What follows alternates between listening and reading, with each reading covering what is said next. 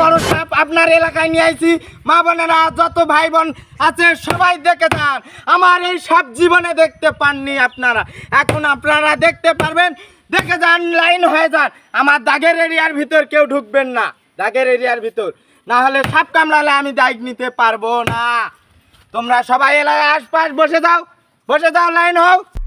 কিরে বন্ধু, গ্রামে বলে সাপ খেলা হচ্ছে, চল দেখতে যাবি? চল দেখে আসি। আয়।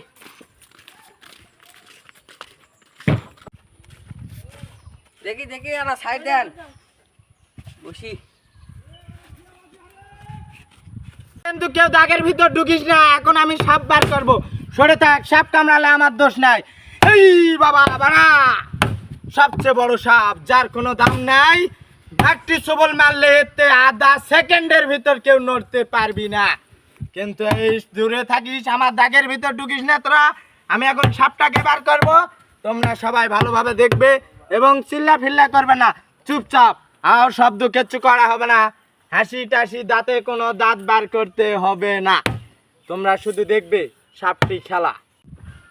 আমি দেখাবো, তোরা কিন্তু সবাই তালি দিবি, হবে? তালি দিবি, তালি লাগা, সাপ বার হবে, তালি লাগা। থাক। তোরা তালি লাগা, সুমন্তর ছু, বাড়া সাপ। ওঠ, সাপের বাচ্চা ওঠ, সাপের বাচ্চা ওঠ, সাপের বাচ্চা ওঠ।